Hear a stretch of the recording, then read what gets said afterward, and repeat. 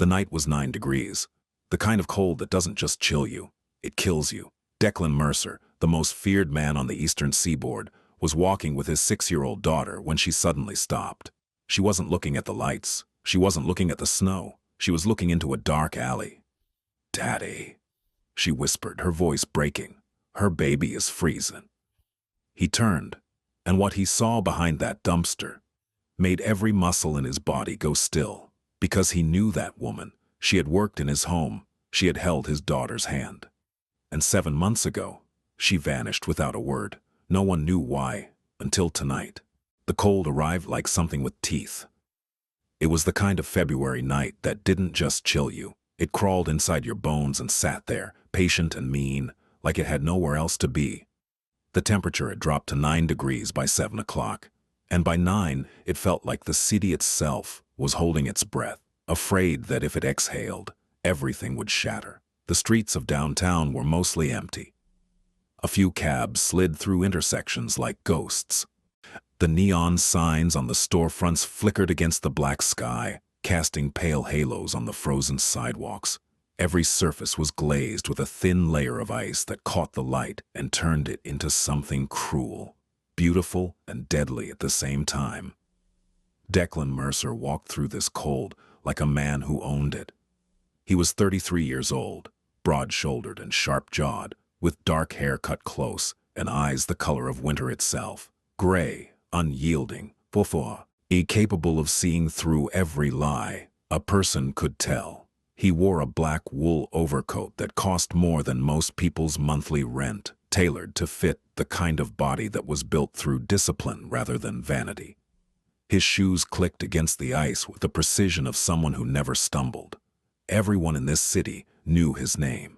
Declan Mercer was the head of the Mercer family, an organization that had controlled the eastern seaboard's underground economy for 3 generations. In real estate, logistics, finance, influence, the Mercers didn't deal in street-level chaos. They dealt in power, the quiet, immovable kind that made judges pause before signing warrants and made politicians return phone calls within the hour. He was feared, and he knew it. He was respected, and he'd earned it. He was ruthless when he needed to be, merciful when it served him, and silent in a way that made people more afraid than any threat ever could. But tonight, Declan wasn't a crime lord. Tonight, he was a father. His daughter, Lily, walked beside him with her small hand buried inside his enormous one. She was 6 years old, with dark curls that spilled out from under a cream-colored knit hat, and brown eyes that were too big, too observant, too alive for a child her age. She wore a burgundy coat with faux fur lining, matching gloves and boots that had been waterproofed before they left the house, because Declan Mercer might not fear anything on earth, but he feared his daughter catching cold. They'd just left Marchetti's, a private Italian restaurant on West 54th Street, where the owner kept a reserved table for Declan in a back room with no windows and 2 exits. Lily had ordered spaghetti with extra parmesan and a chocolate mousse that left a brown smudge on the tip of her nose. Declan had wiped it off with his thumb while she giggled, and for 30 seconds, the most dangerous man in the city had been nothing but soft. "Daddy, my tummy is so full I think I'm going to pop," Lily said, swinging their joined hands as they walked. "If you pop, I'll just put you back together," Declan said. "You can't put a person back together. That's not how it works." "Watch me," she laughed. That sound, high and clear and entirely untouched by the darkness that surrounded his life, was the only thing in the world that could make Declan Mercer close his eyes and breathe like a man at peace. Behind them, roughly 20 paces back, 2 men in dark overcoats followed at a practiced distance. Ronan and Ives, Declan's personal security. They were armed, alert, and invisible to anyone who didn't know what to look for. Their breath rose in clouds. Their eyes moved in synchronized sweeps, left, right, roofline, vehicle, pedestrian. They'd been doing this long enough to do it without thinking. Declan's car was parked 2 blocks away, and he'd chosen to walk tonight because Lily had asked him to. because she'd said she wanted to see the city at night with all its lights, and he was constitutionally incapable of refusing her anything that didn't involve sugar past 8 o'clock. They turned onto a quieter street. The buildings here were older, brownstones converted into offices, a shuttered laundromat, a bodega with a half-lit sign. The sidewalk narrowed. The streetlights buzzed. And then Lily stopped. It wasn't gradual. And she didn't slow down first. She simply stopped walking, mid-step, like someone had pressed pause on the world. Her hand tightened inside Declan's, not a squeeze, a grip. The kind of grip a child makes when something bypasses their brain and goes straight to their heart. "Lily," Declan said, already scanning. His body shifted. His weight dropped slightly. One hand moved toward his coat's inner pocket instinctively. But Lily wasn't looking at danger. She was looking into a narrow alley between two buildings, barely 6 feet wide, filled with shadow and the metal glint of a dumpster. A thin strip of light from the street cut diagonally across the ground, illuminating a pile of flattened cardboard boxes, a torn black garbage bag, and something else. Something human. Lily's lips parted. Her breath came out in a small white cloud that dissolved into nothing. "Daddy," she whispered. Her voice was so small, it almost broke before it reached him. "Daddy, her baby is freezing." Declan followed her gaze. There, behind the dumpster, curled into a space barely wide enough for a dog, was a woman. She was sitting on the ground with her back against the brick wall, her knees drawn to her chest, her arms wrapped around something pressed tight against her body. Her head was bowed, her hair, dark blonde, tangled, unwashed, hung over her face like a curtain. One of them had snapped and been retied in. One of them had snapped and been retied in a knot that was already coming undone again. In her arms, bundled inside a blanket so thin it could have been a bedsheet, was a baby. The baby was tiny, 3 months old, maybe 4. Its face was barely visible, just a sliver of skin between the edge of the blanket and the woman's chest. But even in that sliver, Declan could see it, the faint, rhythmic trembling that ran through the infant's body, not crying, not fussing, just shaking, quietly, persistently. The way something shakes when it has been cold for so long that it has forgotten what warmth feels like. The woman was shaking too. Her fingers, red and raw, the nails broken, were curled around the blanket's edge, in holding it in place with a grip that spoke of desperation that had long since passed into numbness. She was asleep, or close to it. That dangerous kind of sleep that the cold brings, where the body starts shutting down one system at a time, quietly, efficiently, like a building turning off its lights floor by floor. Declan stared, and something in his chest moved. It wasn't a feeling he recognized immediately. It wasn't anger, which he knew the way a musician knows scales. It wasn't calculation, which was his native language. It was something older, something that existed underneath the armor he'd spent his entire adult life building. Then, the woman shifted slightly in her sleep, and her hair fell away from her face, and the strip of light from the street caught her features, and Declan Mercer felt the ground beneath his feet tilt. He knew that face. Her name was Briar Ashwood, and 7 months ago, she had worked in his home. To understand what Declan felt in that moment, the precise, tectonic shift that happened behind his ribs, you need to understand who Briar Ashwood had been inside the Mercer household. She'd come to work for him 11 months earlier, hired through a domestic staffing agency that catered to high-net-worth clients. The kind of agency that ran criminal background checks, credit reports, and reference verifications before they'd even schedule an interview. Briar had passed everything with flying colors. 25 years old. No criminal record. A former childcare worker at a private daycare in New Jersey. Excellent references. Quiet, reliable, punctual. She'd been hired as the household assistant, a role that was equal parts housekeeper, organizer, and, unofficially, part-time nanny, whenever Declan's primary childcare team needed support. The Mercer estate was a sprawling property in the wealthy enclaves of Greenwich, Connecticut. 12 acres behind a stone wall with a gated entrance, staffed by a security team. A head housekeeper named Mrs. Calloway, a chef, a groundskeeper, and 3 rotating members of Declan's personal guard. It was the kind of place where people spoke in low voices and moved with purpose, a place where order was religion.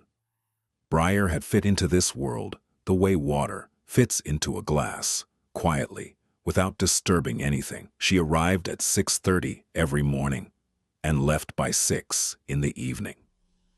She cleaned with the meticulous care of someone who took pride in invisible work. She organized closets by color and season. She polished surfaces that were already clean. She never broke anything, never showed up late, and never once asked for anything beyond her paycheck. But the thing about Briar Ashwood, the thing that made her different from every other staff member who had cycled through the Mercer household, was Lily. Lily had lost her mother. Catherine Mercer, Declan's wife, had died when Lily was 2 years old. An aneurysm.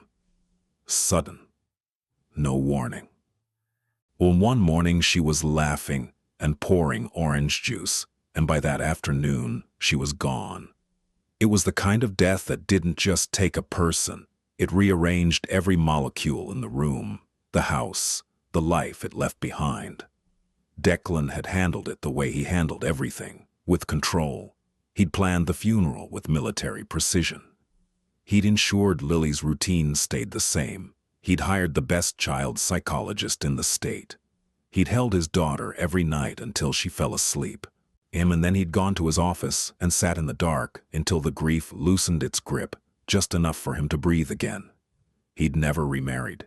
He'd never even dated, not because he was devastated, though he had been, but because after Catherine, he'd decided that Lily would never have to compete for his attention. She was the center, the only center. But there was a consequence to this. Despite the nannies, the tutors, the staff, and the therapist, Lily had grown up surrounded by professionals. People who were paid to care for her. People who were kind, competent, and efficient, but who clocked out at the end of their shift and went home to their own lives. Lily, even at 5, had sensed the difference between duty and love. She had become polite, but reserved. Friendly, but guarded. She didn't misbehave, but she didn't light up either, until Briar. It had started on a Tuesday afternoon in April. Declan was in his office on the 2nd floor when he heard something through the open window that he hadn't heard in months. Lily, laughing, not the polite, performative laugh she used with guests, not the quiet giggle she saved for bedtime stories. This was the real one, the belly laugh, the head-thrown-back laugh, the kind that made her eyes crinkle and her whole body shake. He'd gone to the window and looked down into the garden. Briar was on her knees in the grass. She was telling Lily some kind of story. He was a little embarrassed. She was telling Lily some kind of story. He couldn't hear the words, just the rhythm of her voice, and Lily was listening with the intense, wide-eyed focus that children reserve for the few adults they truly trust. Declan had stood at that window for 10 minutes without moving. After that, he noticed everything. And he noticed that Briar sang under her breath while she folded laundry, soft, absent-minded melodies that drifted through the hallway like smoke. He noticed that she always left a glass of milk and a cookie on the kitchen counter at 3:15 p.m., exactly when Lily came downstairs from her lessons. He noticed that she'd started reading to Lily in the afternoons, not because she'd been asked to, but because Lily had asked her. And he noticed that Lily had started drawing pictures that included a figure with yellow hair and a blue dress, Briar's uniform, standing next to a small girl with dark curls. He noticed that his daughter was happy. And Declan, who trusted almost no one, who evaluated every person in his life through the lens of loyalty and threat assessment, had allowed it. Because Briar was genuine, he could see it, not in one thing she did, but in everything. In the way she looked at Lily without performing. In the way she tidied a room without rushing.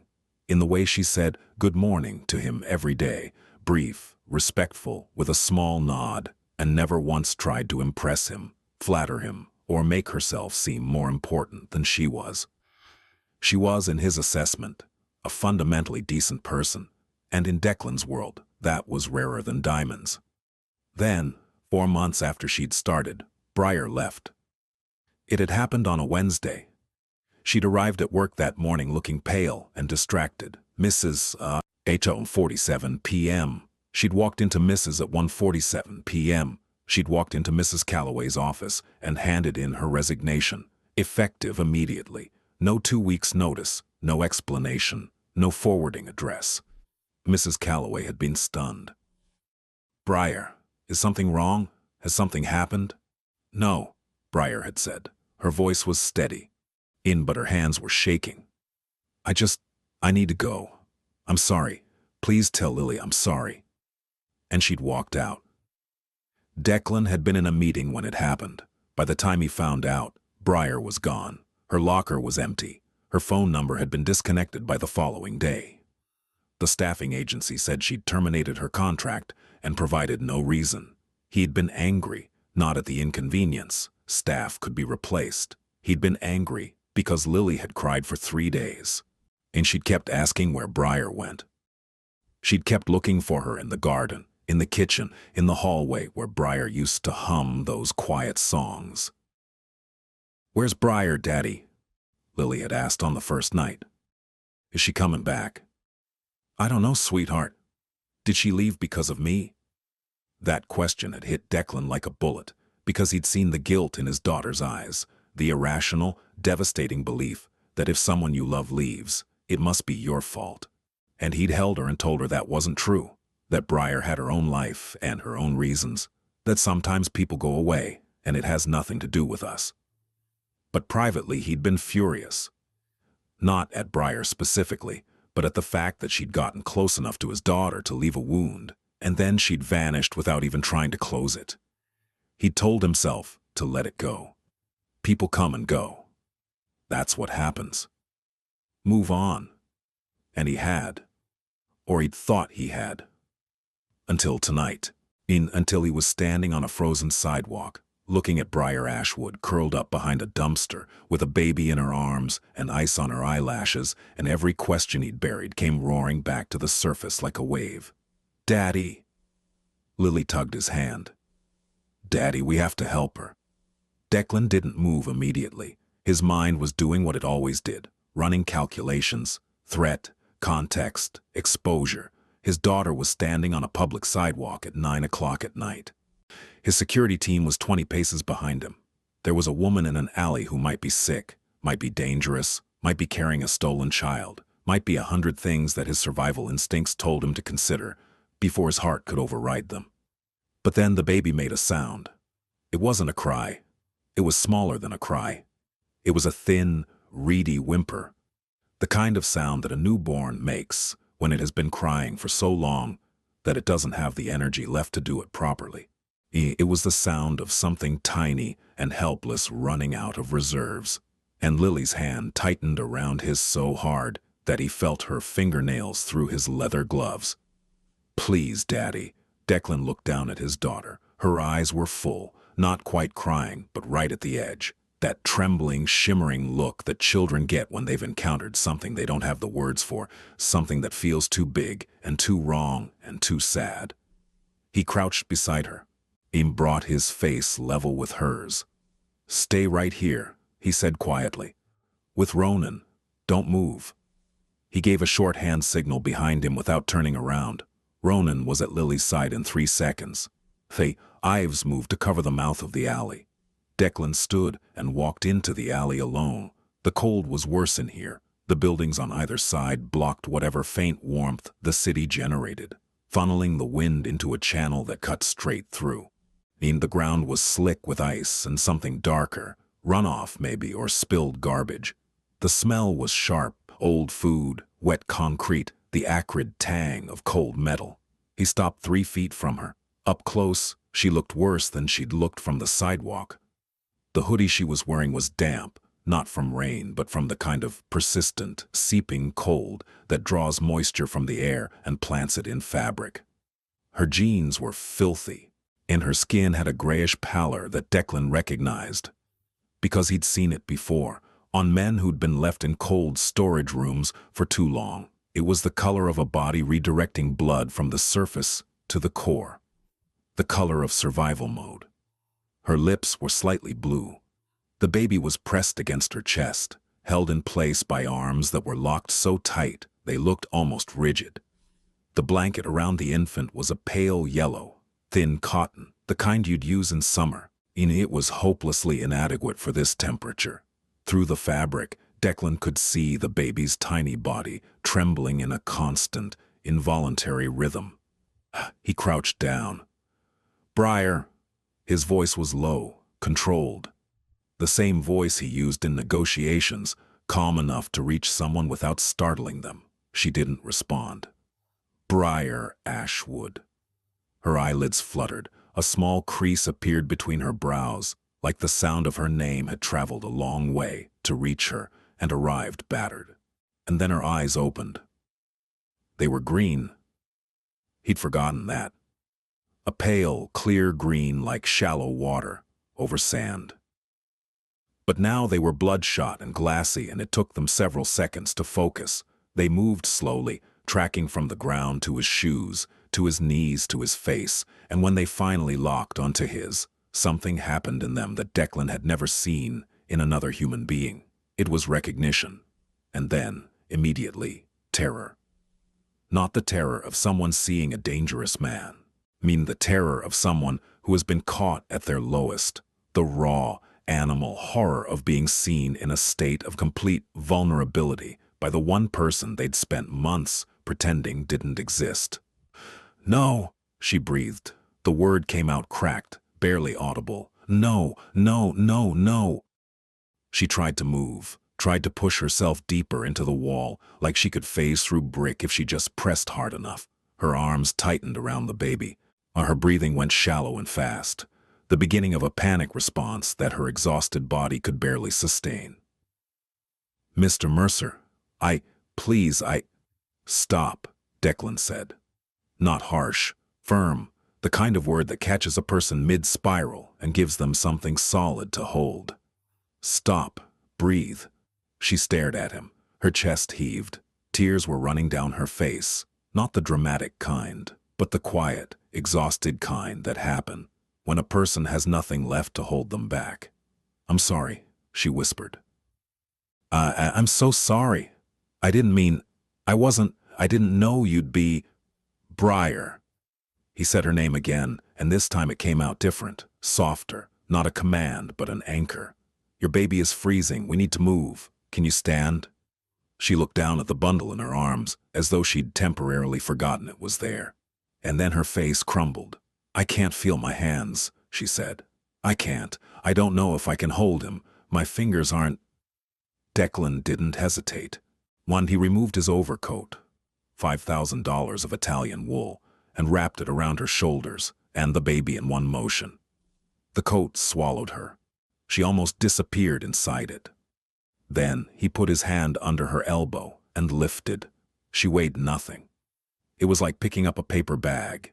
Whatever she'd been eating in recent months, if she'd been eating at all, it hadn't been enough. She stood, swayed, her knees buckled, and he caught her, one arm around her waist, steady and sure.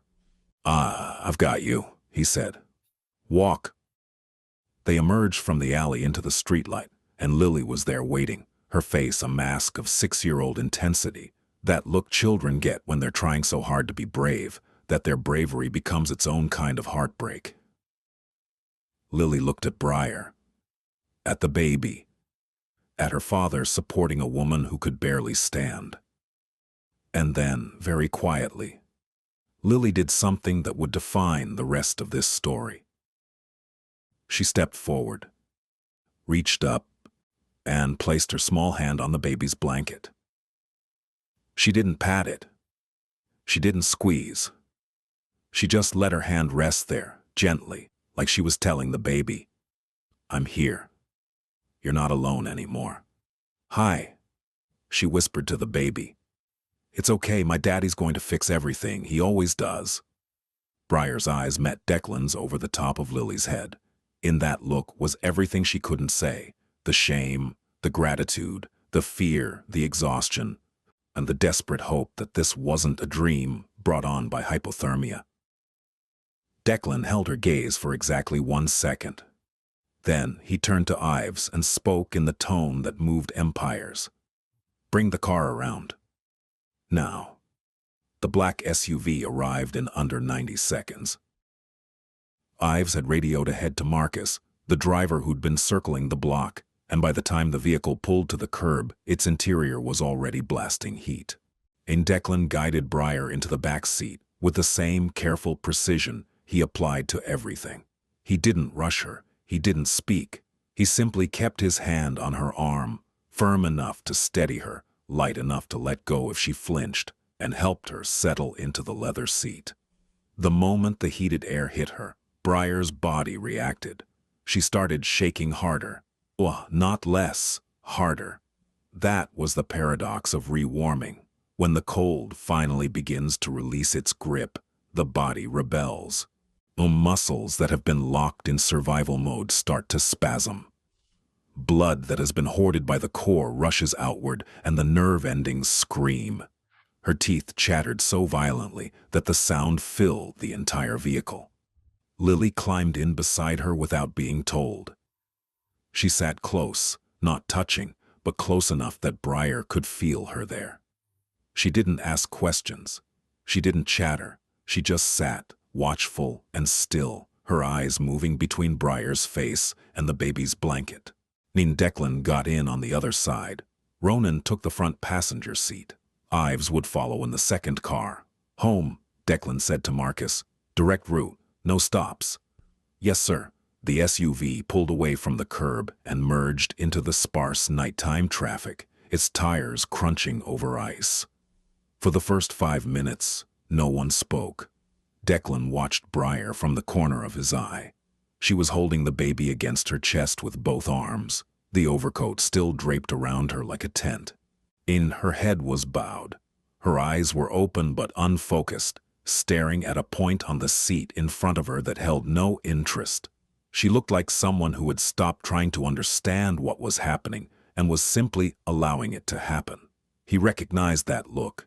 He'd seen it in men who'd been beaten, not physically, though sometimes that too, but beaten by circumstances, by the relentless accumulation of days that went wrong, one after another, until the weight of them compressed the spirit into something flat and numb. He didn't like seeing it on her. It was Lily who broke the silence. "Is the baby a boy or a girl?" she asked quietly. Briar blinked. It took a moment for the question to reach her, as if sound had to travel through deep water. "A boy," she said. Her voice was hoarse, raw. "His name is Theo." "Theo?" Lily repeated, like she was tasting the word. "That's a good name. Is he cold?" Briar's voice broke, and she pressed her lips together hard, fighting for control. "He was cold. He's warming up now." "Good, because babies aren't supposed to be cold. Mrs. Halloran at school says babies need to be warm all the time or their tiny bodies don't work right." Briar looked at Lily, really looked at her for the first time, and whatever she saw in that small, earnest face, the unapologetic kindness of a child who hadn't yet learned to ration her compassion, something in Briar's expression shifted. Declan said nothing. He kept his eyes on Declan, said nothing. He kept his eyes on the road through the window, but he heard every word, and each one landed somewhere he couldn't protect. At some point during the drive, the baby began to stir, not cry, stir, small movements, the kind of restless, instinctive shifting that infants do when their environment changes and their half-formed nervous system tries to make sense of it. A tiny hand appeared at the edge of the blanket, fingers so small they looked like they'd been drawn with a fine-point pen, and grasped at the air. Lily reached over and touched the hand with her index finger. The baby's fingers closed around it. Lily gasped, not a loud gasp, a reverent one. The kind of sound people make in churches or museums, when something strikes them as holy. "Daddy," she whispered. "He's holding my finger. He's so strong." Declan looked. He saw his daughter's finger wrapped in the grip of an infant who, 20 minutes ago, had been shaking behind a dumpster in 9-degree weather. He saw the look on Lily's face, wonder and protectiveness and love all at once, in proportions that only a child can produce. And he saw Briar watching them both, with an expression that was so full of pain and gratitude that it was impossible to tell where one ended and the other began. He turned back to the window, but his jaw was tight, and his hands, resting on his knees, had curled into fists, because Declan Mercer was beginning to understand something. Whatever had happened to Briar Ashwood, whatever had driven her from his home and landed her in that alley, it wasn't a story about bad luck. It wasn't a story about poor choices. It was a story about something that had been done to her. And Declan Mercer had very specific feelings about people who did things to people who couldn't defend themselves. The Mercer estate materialized through the fog like a fortress emerging from a dream. The stone walls, the iron gate, the long, curved driveway lined with bare maple trees whose branches looked like black veins against the sky. In every window in the main house was lit. Declan had called ahead, and the warm glow spilling across the frozen lawn looked like the promise of safety made visible. The car stopped under the portico. Marcus opened Briar's door, and the wave of heated air from the house reached her before she even stepped out. She stood on the flagstone and looked up at the building. This massive, elegant, intimidating structure, and the expression on her face was one of someone who has been drowning and suddenly feels sand beneath their feet. She didn't trust it. You could see it in her eyes, the way drowning people don't trust solid ground at first, because the water has taught them that nothing is stable. Mrs. Calloway was waiting at the front door. She was 62 years old, built like a cathedral pillar. And she'd run the Mercer household for 15 years with the precision of a Swiss watch and the empathy of a good grandmother. She took one look at Briar and the baby, and her face underwent a transformation that Declan had only seen a handful of times, a softening so complete that it erased every line of authority and replaced it with pure maternal instinct. "Oh, child," Mrs. Calloway said. It was all she said. Handle something fragile, and guided her handle something fragile, and guided her inside. The next hour was organized chaos. Mrs. Calloway had, in the 20 minutes between Declan's call and his arrival, mobilized the household with the efficiency of a field commander. The guest suite on the second floor, the one with the bay window and the bathroom with the heated floors, had been prepared. Clean sheets, fresh towels. The thermostat set to 74 degrees. A space heater placed in the corner, angled toward the bed. She'd also contacted Dr. Nuri Amara, the Mercer family's private physician, who arrived within 40 minutes. Dr. Amara was calm, efficient, and utterly unflappable. A woman who had treated gunshot wounds in the same tone of voice she used to discuss cholesterol levels. She examined the baby first.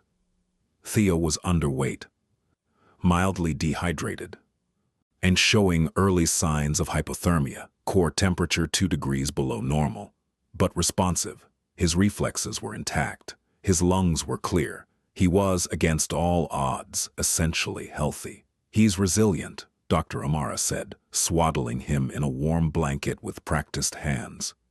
But another hour in that cold, and we'd be having a very different conversation. That sentence hit the room like a stone dropped in still water. Briar, sitting on the edge of the bed where Mrs. Calloway had placed her. I pressed them together as if in prayer. Doctor pressed them together as if in prayer. Doctor pressed them together as if in prayer. Doctor pressed them together as if in prayer. Doctor pressed them together as if in prayer. Doctor pressed them together as if in prayer. Doctor pressed them together as if in prayer. Doctor pressed them together as if in prayer. Doctor pressed them together as if in prayer. Doctor pressed them together as if in prayer. Doctor pressed them together as if in prayer. Doctor pressed them together as if in prayer. Doctor pressed them together as if in prayer. Doctor pressed them together as if in prayer. Doctor pressed them together as if in prayer. Doctor pressed them together as if in prayer. Doctor pressed them together as if in prayer. Doctor pressed them together as if in prayer. Doctor pressed them together as if in prayer. Doctor pressed them together as if in prayer. Doctor pressed them together as if in prayer. Doctor pressed them together as if in prayer. Doctor pressed them together as if in prayer.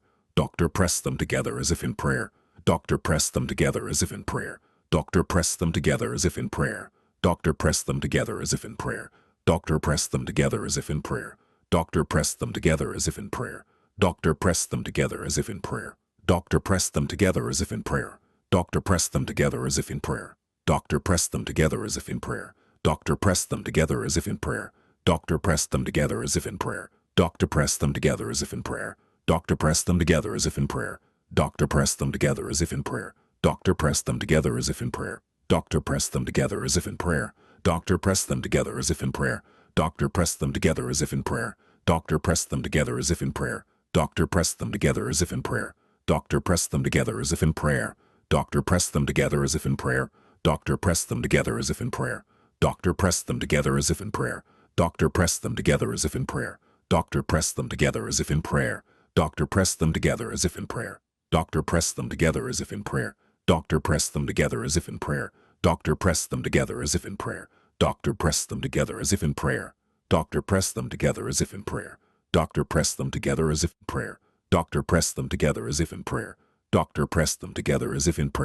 Doctor pressed them together as if in prayer. Doctor pressed them together as if in prayer. Doctor pressed them together as if in prayer. Doctor pressed them together as if in prayer. Doctor pressed them together as if in prayer. Doctor pressed them together as if in prayer. Doctor pressed them together as if in prayer. Doctor pressed them together as if in prayer. Dr. Amara examined Briar next. She was underweight, significantly. Her blood pressure was low. She had mild frostbite on 3 fingers and both earlobes. She was exhausted to a degree that bordered on medical concern. She hadn't eaten a full meal in what appeared to be several days. But she was alive, she was conscious, and when Dr. Amara asked her questions, she answered them, quietly, carefully, with the precise diction of someone who is holding themselves together through sheer willpower. When did you last eat? Yesterday morning, half a bagel. I gave the rest to. I made sure Theo had formula. Where have you been sleeping? A pause. Different places, shelters when there's room. The last 2 nights, outside. In this weather? Briar didn't answer. She didn't need to. Declan stood in the hallway outside the guest suite, listening. He'd positioned himself just beyond the door frame, close enough to hear, far enough to give the illusion of privacy. His arms were crossed, his face was neutral. But anyone who knew him well enough to read the small signs, the tightness around his eyes, the slight forward tilt of his head, the absolute stillness of his body, would have recognized what was happening inside him. He was angry, not at Briar, not at the situation. And was in her pajamas now. Flannel pants was in her pajamas now. Flannel pants with tiny elephants on them and a long-sleeved shirt that said, "Adventure awaits," in glittery letters. Her hair was down, a wild tangle of dark curls, and she was carrying a stuffed bear that she'd had since she was 2. "Daddy," she said, "can I give Mr. Bear to the baby? He's warm and soft, and I think the baby needs him more than me right now." Declan looked at her. This child, his child, offering her most treasured possession to a stranger's baby without a moment's hesitation. "You sure?" he asked. "That's your favorite." "I know. That's why I want to give him, because you should give your best things to people who need them." Declan knelt so that his face was level with hers. He looked at her for a long moment. This small person who somehow, despite growing up and surrounded by bodyguards and bulletproof glass and the constant, invisible machinery of organized crime, had arrived at a moral clarity that most adults would spend their entire lives failing to achieve. "You're a better person than me," he said quietly. "No, I'm not," she said. "You brought her here. That's the same thing." She slipped past him and into the guest suite. Through the doorway, he watched her walk up to the bed where Briar was sitting, place Mr. Bear carefully beside the sleeping baby and whisper, "He'll keep you safe tonight." Briar looked at the stuffed bear, then at Lily. And then she did something she'd been fighting not to do since the alley. She broke, not dramatically, not loudly. She simply lowered her head and let the tears fall, heavy, silent, it's uncontrollable, while her shoulders shook and her hands gripped the edge of the mattress, and everything she'd been carrying alone for months came crashing down in the safety of a room that was warm and clean and watched over by a 6-year-old girl with a heart bigger than the house she lived in. Lily didn't flinch. She climbed onto the bed, sat beside Briar, and leaned her head against the woman's arm. "It's okay," she said. "You're safe now." In the hallway, Declan closed his eyes. And then he pulled out his phone and made 3 calls. She didn't tell him everything that night. She couldn't. The story was too large and she was too depleted. And there are some truths that can only be spoken in fragments, handed over one piece at a time, like a confession that the body releases only when it's certain the listener can bear the weight. But over the next 2 days, the picture emerged. His name was Craig Devlin. Briar had married him when she was 22, and they'd met through mutual friends at a barbecue in Hoboken.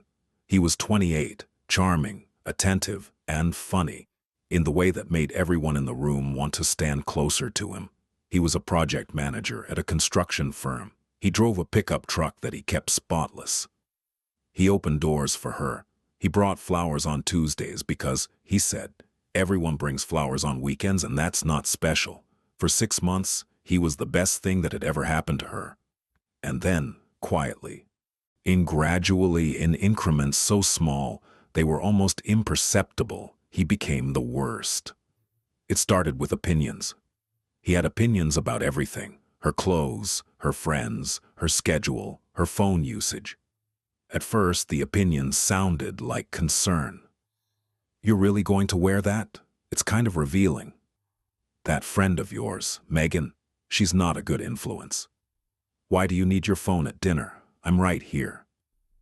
Then the opinions became rules. No going out without telling him where. No talking to male co-workers outside of work. No visiting her mother without his approval. He monitored her texts. He tracked her location through an app he'd installed on her phone and told her was for safety. He controlled the finances. Every dollar she earned went into a joint account that only he had a debit card for. Then the rules became punishments. The first time he hit her was 9 months into the marriage. She'd come home 20 minutes late from the grocery store because of traffic. He'd been standing in the kitchen when she walked in, and without a word, he'd backhanded her across the face with enough force to split her lower lip. Then he'd apologized. He'd cried. He'd held her. He'd said it would never happen again. It happened again. Over the next year, Craig Devlin dismantled Briar's life with the systematic precision of someone tearing down a building. He isolated her from her family, her mother, her sister, her 2 close friends. The woman who remained was a hollowed out. The woman who remained was a hollowed out version of the woman she'd been. Someone who flinched at sudden movements and apologized for breathing too loudly. The job at the Mercer estate had been her one act of defiance. She'd applied through the agency in secret, during one of the rare hours when Craig was at work and she had access to a computer. She'd used her sister's address for the paperwork.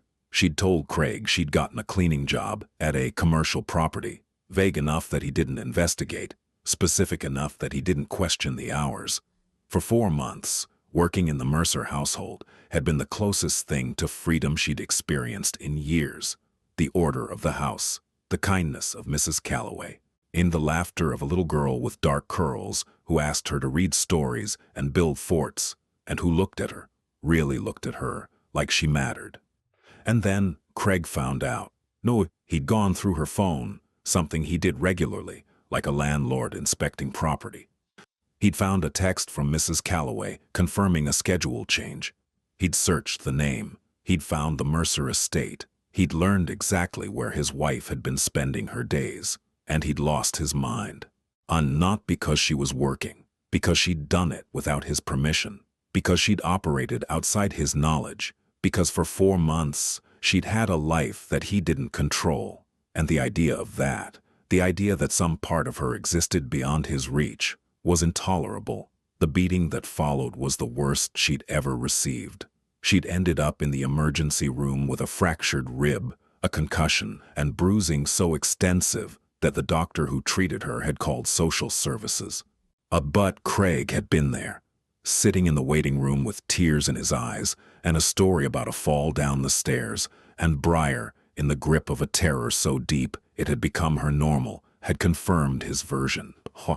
She'd quit the Mercer job the next day. Not because she wanted to, because Craig had told her, calmly, while she lay in bed with her rib wrapped, that if she ever went back to that house, he would find the little girl she'd been spending time with and teach Briar what real consequences looked like. He'd threatened Lily. And that was the moment Briar had understood, with the crystalline clarity that only mortal fear can produce, that she had to go. Not someday. Not when she was ready. Now. Before he carried out a threat that she knew in her bones, he was capable of following through on. She'd walked into Mrs. Calloway's office. She'd resigned. And she'd left without saying goodbye to Lily. Because if she'd seen that little girl's face, she wouldn't have been able to leave, and leaving was the only way to keep her safe. She'd gone home. She'd endured. She'd survived another 3 months of Craig's escalating violence while plotting, in the margins of her diminished existence, a way out. And then she'd discovered she was pregnant. The pregnancy didn't slow Craig down. It accelerated him. And he saw the baby not as a life, but as leverage, another chain, another lock, another reason she could never leave. He told her that if she tried to run, he'd take the child. He told her no court would side with her because she had no money, no job, no family, and a psychiatric history that he'd fabricated by calling her doctor and reporting symptoms she'd never had. He hit her twice during the pregnancy. Once in the stomach. Thea was born in October at a hospital in Hoboken. In crying, he shoved Briar into a wall, hard crying. He shoved Briar into a wall hard enough to leave an indentation in the drywall. That was the night she ran. She waited until 2 a.m. She packed a diaper bag with formula, diapers, 3 onesies, and a thin blanket. She took $47 from the kitchen drawer, all the cash in the house. She left her phone because he tracked it. And she left her ID because he kept it in his safe. She left everything except the baby and the bag, and she walked out the back door into the November night, and she didn't stop walking until she reached the bus station. For 3 months, she'd lived in the margins. Shelters when they had space. Doorways when they didn't. She'd applied for assistance, but without an ID, without a fixed address, the system moved at a pace that assumed you had time. And Briar didn't have time. And she had a baby who needed formula and warmth, and a mother who wasn't shaking. She'd ended up in that alley on the coldest night of the year, not because she'd given up, but because every door she'd tried had been locked. When Declan heard this, not all at once, but in fragments over 2 days, pieced together from Briar's halting, in shame-filled confession, and from the background check his people had already begun running, he sat in his office on the 2nd floor and stared at the wall for a very long time. Then he picked up the phone. "Get me everything on Craig Devlin," he said to the man on the other end. "Employment, financials, criminal record, associations, every parking ticket, every late payment, every lie he's ever told. I want to know what he eats for breakfast and what side of the bed he sleeps on. And I want it by tomorrow morning." A pause on the other end. "And Declan?" "He threatened a child." "My child. Make sure that's in the file." He hung up. He looked at the wall, and for the first time in years, the cold calculation that usually governed his decisions was being edged aside by something hotter, something older, something that lived in the part of him that had held a newborn Lily in the hospital and sworn, silently, ferociously, and that no one would ever hurt the people under his protection. The circle of protection had just expanded. The first morning at the Mercer estate, Briar woke up confused. The bed was too soft. The room was too warm. The light coming through the bay window was too gentle, filtered through sheer curtains that turned the winter sun into something golden and benign. For a disoriented moment, she thought she was dreaming. Then Theo made a small sound beside her, and reality rushed back in a wave that left her gasping. She was in Declan Mercer's home, in a guest room, with clean sheets and a space heater and a stuffed bear named Mr. Bear sleeping next to her baby. She sat up, looked around. The room was bigger than the apartment she'd shared with Craig. There was a dresser with a vase of dried lavender, a bookshelf with novels and children's picture books, an ensuite bathroom visible through a half-open door, tiled in cream and gray. On the nightstand, someone had left a tray with a glass of water, 2 slices of toast, a small cup of fruit, and a note written in precise, slanted handwriting. Breakfast. Eat all of it. Dr. Amara will return at 10. Mrs. C. Briar stared at the note for a long time. Then she ate the toast, every crumb, and drank the water in one long, unbroken swallow. The shame hit her in waves throughout that first day. It wasn't rational. She knew that on some intellectual level. She hadn't chosen her circumstances, and she'd fled violence. She'd protected her child. By any reasonable measure, she was the victim in this story, and the shame belonged to someone else entirely. But shame doesn't follow logic, it follows proximity. And Briar was standing inside the home of the most powerful man she'd ever met, wearing clothes that weren't hers, eating food she hadn't paid for, and accepting charity from a person she'd walked out on without explanation, and every molecule of her being was screaming that she didn't deserve it. She avoided the main areas of the house. She stayed in the guest suite with Theo, venturing out only when Mrs. Calloway personally came to escort her to meals. She ate quickly, kept her eyes down, and spoke only when spoken to. She washed her own dishes. She made the bed with hospital corners. She folded the towels precisely, and as though proving through domestic competence that she wasn't a burden. She kept waiting for the catch, for the moment when someone would tell her it was time to go, for the bill, for the condition, because in Briar's experience, kindness always came with a price tag.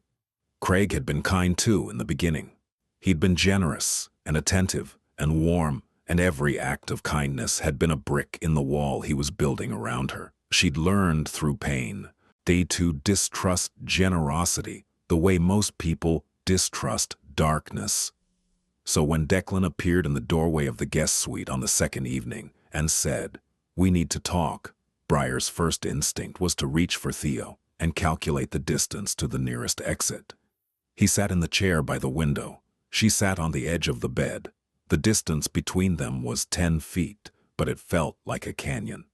The gap between his world and hers, his power and her powerlessness, his composure and her terror. And I'm not going to ask you to explain yourself," Declan said. "You don't owe me an explanation. You don't owe me anything." Briar blinked. That wasn't what she'd been expecting. "But I need to ask you one question, and I need you to answer it honestly. Can you do that?" She nodded. "Does your husband know where you are?" "No." The word came out instantly. "No. He doesn't know I'm in the state. I left. I didn't bring my phone. I changed my appearance. I've been careful. But he's looking for you?" It wasn't a question. She answered it anyway. "Yes." Her voice was barely audible. "He won't stop." "Why not?" "Because it's not about me. It's about Theo. Craig." She paused, swallowed. "Craig doesn't want a son. He wants a possession, something else to control, something else to own." Declan was quiet for a moment. The light from the window cast his face half in shadow, and in that shadow his eyes were the color of storm clouds. He threatened my daughter." Briar's face went white.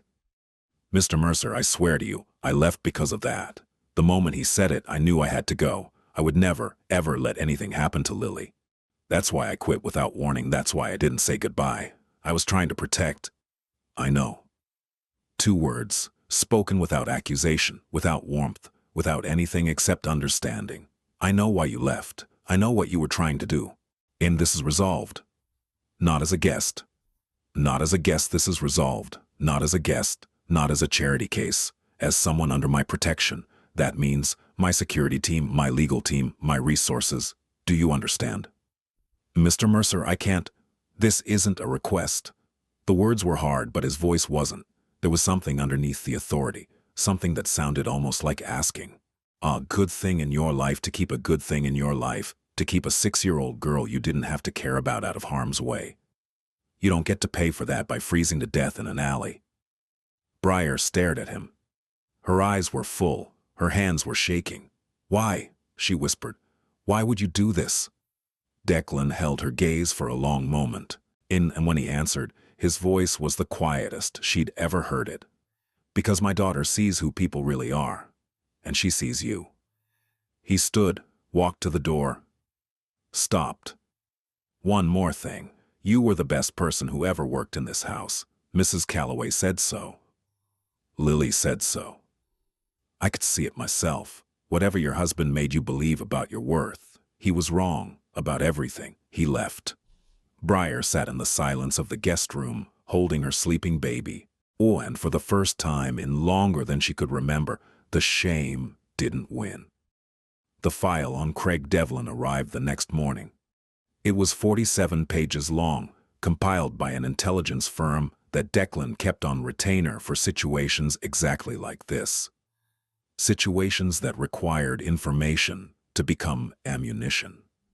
Declan read it alone in his office, a cup of black coffee growing cold beside him. Craig Devlin, age 31, born in Bergen County, New Jersey, on project manager at Caldwell Construction, a mid-tier firm with state contracts and a history of safety violations that had been mysteriously dismissed. Craig had 2 prior complaints of domestic disturbance on file, both withdrawn before charges were filed. He had a DUI from 2019 that had been pled down to a traffic violation. He had a gambling habit that had put him $40,000 in debt to a sports book in Atlantic City. He had a temper that 3 former co-workers had mentioned, off the record, as intense and unpredictable. He also had a record of searching Briar's name on social media daily. He'd filed a missing persons report 2 days after she left, and when the police hadn't moved fast enough for his liking, he'd hired a private investigator. The PI was still active. Declan closed the file. He sat still for a long time, his eyes fixed on the window, where the winter sun was painting weak stripes across the frost-covered lawn. And then he picked up his phone and called Victor Crane. Victor Crane was the Mercer family's attorney, not the corporate attorney who handled the legitimate business interests. The other one. The one who operated in the gray areas where law and power overlapped. He was 58 years old, bald, wore glasses with thin gold frames, and had a reputation in certain circles as the man who could make any legal problem disappear, not through corruption, but through a mastery of the system so complete that he could use its own rules against anyone who challenged his clients. Victor, I need a restraining order. Emergency protective order. Filed today. For whom? Briar Ashwood, against her husband Craig Devlin. I'm sending you the file now. There's documented domestic violence, threats against a minor, my minor, and evidence of ongoing stalking behavior. She's at the estate. She's under my roof, and she's staying there. A brief silence. Declan, if this man has hired a PI, it's a matter of time before he traces her to your property. The moment that happens, we're in a custody dispute with a man who will claim parental rights. That's why I want the protective order first. Then a full petition for sole custody on her behalf. Then a civil suit for domestic violence. Then, and this is important, Victor, I want every safety violation at Caldwell Construction reviewed by OSHA. I want his gambling debts flagged for his employer. And I want the 2 prior domestic disturbance complaints reopened. Another silence. Longer this time. You're going to dismantle his life. No, I'm going to expose his life. There's a difference. Everything I'm asking you to do is legal, documented, and verifiable. I'm not fabricating anything. I'm simply making sure that everything he's done catches up with him, simultaneously. Understood. I'll have the emergency order filed by end of day. Good. And Victor? If this one matters. They all matter, Declan. This one matters to my daughter. That was enough. Victor Crane began working within the hour. 3 days later, the shadow arrived. It was a Wednesday evening, just after 6. Briar was in the guest suite, feeding Theo. Lily was downstairs working on a drawing at the kitchen table. Declan was in his study, reviewing contracts when Ronan appeared in the doorway. "Sir, we have an issue at the south gate." Declan looked up. Ronan's face told him everything he needed to know before the words came. "There's a vehicle parked on the access road. Dark pickup. New Jersey plates. 1 occupant. He's been there for approximately 18 minutes. He's taking photographs of the gate and the perimeter wall." Declan closed the file he'd been reading, slowly. "Do we have an ID?" Plate comes back to a Craig Devlin, Bergen County. The room went quiet. Not the normal quiet of an empty study, but the heavy, impressurized quiet that precedes action. "Is Lily in the house?" "Kitchen. Mrs. Calloway is with her." "Briar. Guest suite, 2nd floor. Lock down the property. Full protocol. Nobody in or out without my authorization." Declan stood. "Don't engage the vehicle. Don't approach. I want eyes on him at all times. If he exits the vehicle, I want to know immediately. If he approaches the gate, I want to know before his hand touches the buzzer." "Understood." "And Ronan?" On record." Ronan nodded and vanished on record. Ronan nodded and vanished. Declan stood at his window and looked out toward the south gate. He couldn't see the truck from this angle. It was a 1/4 mile away, beyond the tree line, but he didn't need to. He could feel it, the way a man who has spent his life navigating predators can feel another predator circling. He did not go to the gate. And he did not confront Craig Devlin. He did not send his men to intimidate, threaten, or harm. Instead, he sat down at his desk, opened his phone, and sent Victor Crane a text. "He's here. Add stalking and surveillance to the filing. I want this served tomorrow." Then he went downstairs and sat beside Lily at the kitchen table and helped her color a drawing of a house with a garden and a yellow sun. And he didn't mention the truck, and he didn't mention danger. And he didn't mention the fact that every security camera on his property was recording, every guard was positioned, and every exit was monitored. Because this was how Declan Mercer fought. Not with fists, not with guns. With patience. With documentation. With the cold, meticulous assembly of a case so airtight that when it was presented, there would be no escape. Craig Devlin sat outside the gate for 43 minutes. Then he drove away. He didn't know it yet, but he'd already lost. 2 weeks passed, and in those 2 weeks, something happened inside the Mercer estate that was so gradual, so quiet, that it would have been invisible to anyone who wasn't paying attention. Briar began to thaw, not all at once, not dramatically, in the same way ice melts in late February, unevenly, reluctantly, with frequent reversals, but moving in one direction nonetheless. The first sign was her posture. During the first few days, she'd moved through the house like a shadow, and shoulders hunched, making herself as small as possible, taking up as little space as she could manage. She walked close to walls. She spoke in near whispers. She flinched when doors closed. But by the end of the first week, her shoulders had begun to drop.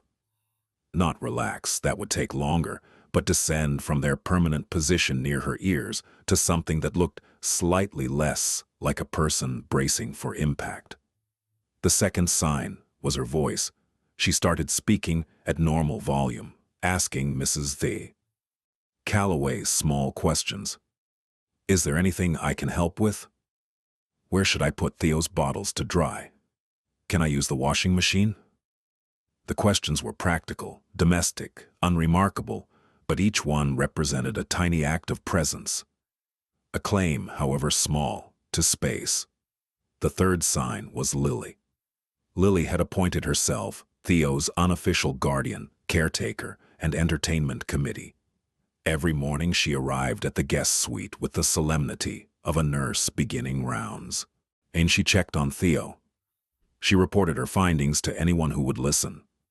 He smiled today. I think he's trying to grab things. She sat beside him on the bed and read to. She sat beside him on the bed and read to him in the same careful, expressive voice that Briar had once used to read to her. Briar watched this with an expression that shifted between gratitude and grief. In gratitude because Lily's kindness was so genuine it was impossible not to be moved by it. Grief because it reminded her of what she'd lost, those months of reading stories and building forts, the simple privilege of being part of a child's world. But over the days the grief receded, and what remained was something warmer. Briar began to participate. She sat with Lily during reading time. She showed her how to support Theo's head. And she let Lily help with feedings, holding the bottle with focused concentration, whispering encouragements to a baby who had no idea what she was saying, but seemed to respond to the sound of her voice nonetheless. "Briar?" Lily asked one afternoon. "Yes, sweetheart. Why did you leave before?" The question hung in the air like a held breath. Briar looked at Lily, at those brown eyes that saw everything and forgave everything and felt the shame rise again. But this time she didn't let it win. I left to keep you safe," she said. "Someone was being very mean to me, and I was afraid that if I stayed, they might be mean to you too. So I left, even though it broke my heart." "Did it really break your heart?" "Completely." Lily thought about this for a moment. Then she said, with the devastating simplicity of a child, "Well, you're back now, so your heart can start fixing." Briar smiled. It was the first real smile she'd produced in months. It was small, fragile, and unsteady, but it was real. And it transformed her face in a way that made her look, for just a moment, like the woman she'd been before Craig Devlin had methodically erased her. There was a moment, during the second week, that no one witnessed, except Declan. It was late evening. The house was quiet. He'd been on his way to his office when he passed the open door of the guest suite and heard a sound that stopped him. Humming. Briar was sitting in the rocking chair by the window, Theo cradled in her arms, and she was humming. Softly, barely audibly, a melody he didn't recognize. Something slow and gentle. The kind of song that's been passed down through so many generations that no one remembers who wrote it. The baby was asleep, actually asleep.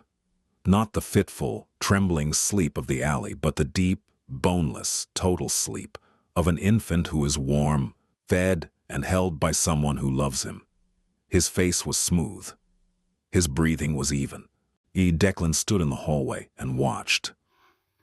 This scene, this unremarkable, extraordinary scene of a mother rocking her child to sleep in a warm room, and something in his chest that had been coiled tight for days, finally released. He didn't enter the room. He didn't say anything. He just watched for a moment, then moved on down the hallway, in his footsteps silent on the hardwood.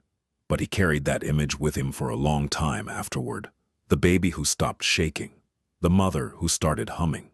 The quiet, radical miracle of safety.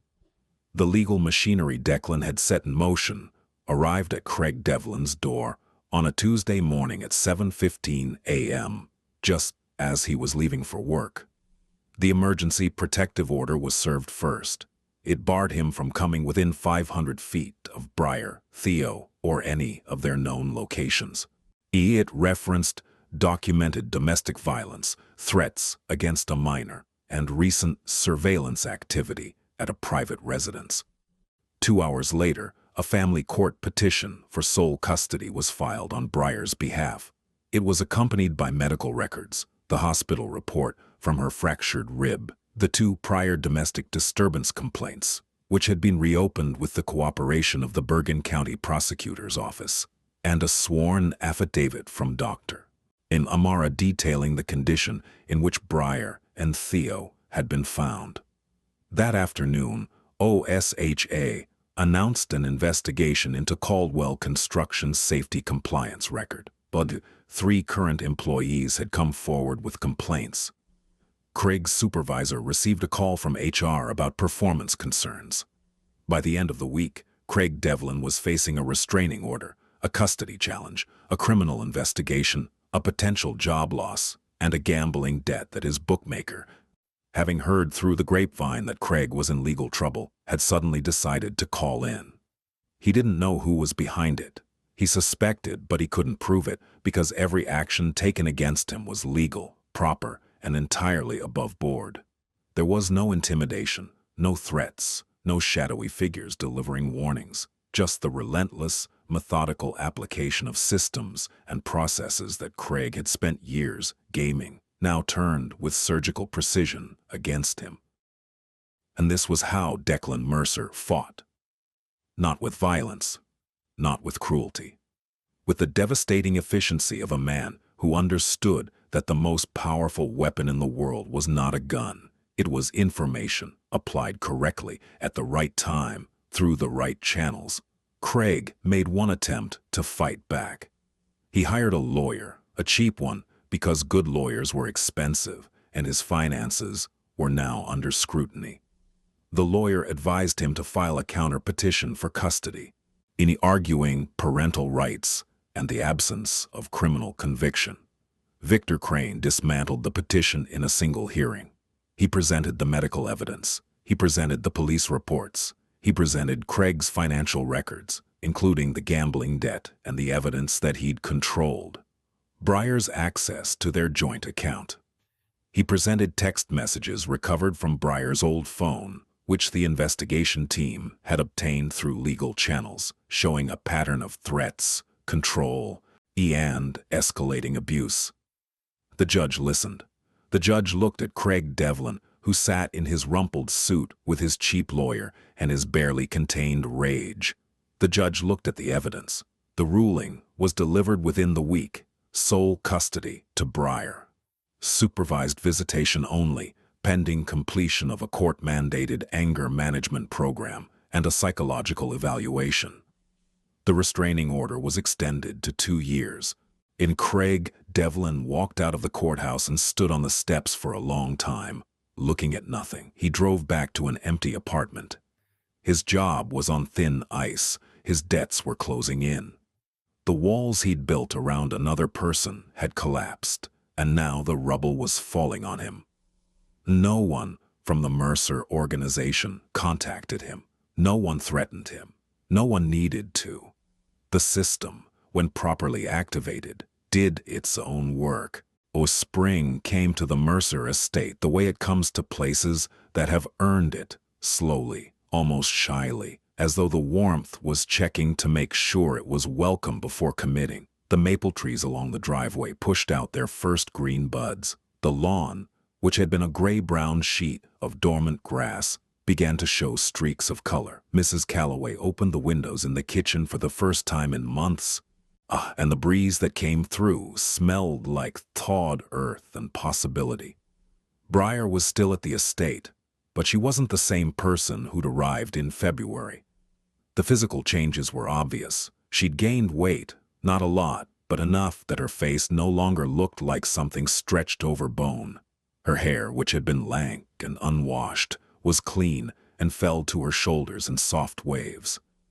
The dark circles under her eyes had faded from black to a faint lavender. Her hands, which had been cracked and raw, were healing. But the real changes were subtler. She laughed sometimes. Not often, and usually at something Lily said. But the sound was there. A quiet, tentative thing, like a bird testing a new branch. She made eye contact when she spoke. She stopped apologizing for existing. She started sentences with, "I think," and "I want," instead of, "I'm sorry, but," and, "if it's not too much trouble." She started helping Mrs. Calloway in the kitchen, not as a duty, but as something she enjoyed. She was a good cook, it turned out. Better than good. She had an instinct for flavor that Mrs. Calloway, who had been feeding the Mercer family for 15 years, openly admired. They developed a routine. Briar would try a new recipe. Mrs. Calloway would taste it, make one suggestion, and nod approvingly, and Lily would be the final judge, delivering verdicts with the solemnity of a food critic and the enthusiasm of a 6-year-old. "Oh, this is the best soup in the whole world," Lily declared one evening, holding up her spoon. "And I have eaten soup in 4 states, so I know." Declan, sitting at the head of the table, looked at Briar over the rim of his glass and saw her smile. Really smile. The kind that reaches the eyes, and he felt something shift in the room that had nothing to do with temperature. Theo was thriving at 5 months old. He was hitting every developmental milestone with the cheerful determination of someone making up for lost time. He smiled at everyone. He grabbed at everything. He'd discovered his own feet and treated them with the fascination of an explorer encountering a new continent. He slept through the night most nights, and on the nights he didn't, his cries were strong and healthy, not the thin, exhausted whimpers of the alley, but the full-throated demands of a baby who knew, with absolute certainty, that someone would come. Someone always came. Usually Briar. Sometimes Mrs. Calloway. Once, on a night when Briar was sleeping deeply for the first time in months, Declan himself. He'd been passing the guest suite when he heard Theo fussing. He'd glanced in and seen Briar asleep, deeply, completely, the kind of sleep that the body takes by force when it has been deprived for too long. He'd hesitated for 1 second. Then he'd walked in, picked up the baby, and held him. Theo had looked up at him with those wide, unfocused infant eyes, and Declan had looked down at this tiny person who weighed less than a bag of flour and who, through no fault of his own, had been born into chaos and cold and fear. "Hey, kid," Declan had said quietly. "You're going to be fine, I promise." Theo had blinked. Then he'd grabbed Declan's thumb with both hands, and his face had crumpled into the concentrated, red-faced expression that precedes a burp. And he'd burped with a force that seemed impossible for someone his size, and then he'd fallen asleep. Declan had stood there for 10 minutes, holding a sleeping baby in the dark, and had thought about power, about what it meant, about what it was for, about who it should protect. 6 months later. The apartment was in a brownstone in Stamford, Connecticut. A 1-bedroom with hardwood floors, tall windows, and a small kitchen that Briar had already filled with herbs and spices. For one, Victor Crane's office had connected her with a nonprofit that specialized in placing survivors of domestic violence in stable employment. She'd started as an administrative assistant at a small family services organization, and within 3 months, she'd been promoted to intake coordinator. Because it turned out that Briar Ashwood, the woman who'd been told by her husband that she was nothing, had a natural gift for listening to people in crisis and making them feel seen. She was good at her job. She was good at it because she understood, in a way that no textbook could teach, what it felt like to be afraid, to be trapped, to sit across from someone and wonder if they were going to help you or hurt you. Theo was 9 months old now. He was enormous, in the 90th percentile for weight, which Dr. Amara attributed to excellent nutrition and possibly genetics, and definitely the fact that Mrs. Calloway had spent 3 months sneaking him extra portions of mashed sweet potato when no one was looking. He had 4 teeth, a vocabulary consisting primarily of "bye" and and an unshakable obsession with a stuffed bear named Mr. Bear that he would not sleep without.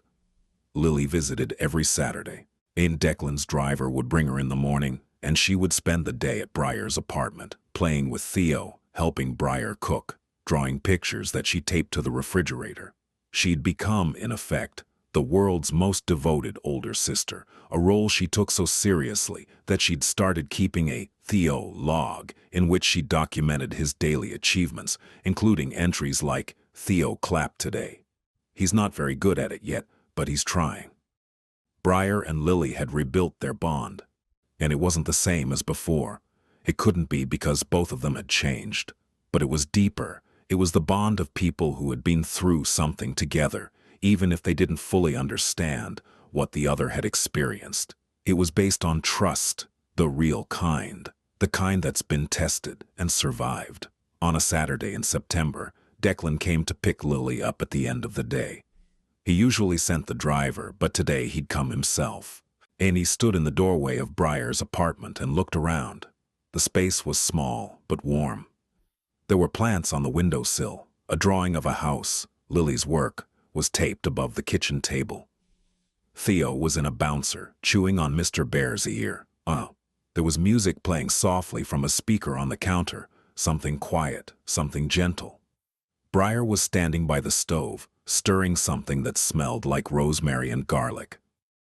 And she was wearing jeans and a gray sweater, and her hair was pulled back in a loose ponytail, and she looked like a person who lived here. Not a person who was hiding, not a person who was surviving, a person who was home.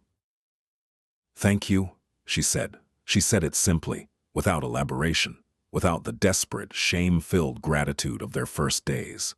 Just 2 words, spoken between equals. "You did this yourself," Declan said. "No, I didn't." She looked at him. I didn't. I gave you a warm room and a phone number for a lawyer. Everything else, the job, the apartment, getting up every day, building a life from nothing, that was you. Don't give me credit for your courage." She held his gaze, and in that look was something that hadn't been there before. A steadiness, a solidity, the quiet confidence of a woman who had walked through fire and come out the other side with her hands open instead of clenched. "Lily is the reason," Briar said. You know that, right? She's the reason any of this happened. She saw me. In that alley, on the worst night of my life, a 6-year-old girl saw me when the rest of the world looked away." Declan nodded. Because he knew. He'd always known. "She gets that from her mother," he said quietly. It was the first time he'd mentioned Catherine and yours. Then Lily came bounding into the room, holding a drawing she'd made of all 4 of them. Declan, Lily, Briar, and Theo, standing in a field of flowers under an enormous sun. "Look, Daddy, it's us. I made everyone smiling because everyone is smiling now." Declan looked at the drawing, at his daughter's face, at Briar's face, at the baby and the bouncer chewing on a stuffed bear that had started its life in a mansion and ended up in a 1-bedroom apartment in Stamford and was arguably living its best life. He took the drawing. "This is going on my wall," he said. "The one in your office?" "The one everyone sees," Lily beamed, and Declan Mercer, who had spent his entire life measuring power and fear, in how many people moved when he spoke, in how many doors opened when he approached, in how many problems dissolved when he applied the weight of his name, understood in that small, sunlit apartment that he'd been measuring wrong. Power wasn't fear. It never had been. Power was the ability to stand between someone and the thing that was trying to destroy them. And to say, "Not here, not on my watch, not ever." Power was a little girl who saw a freezing baby and said, "Daddy, help."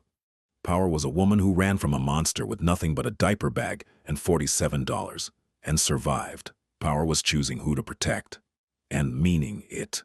He drove home that evening with Lily asleep in the back seat, her head resting against the window, the sunset painting her face in shades of gold and amber. The road unwound before him.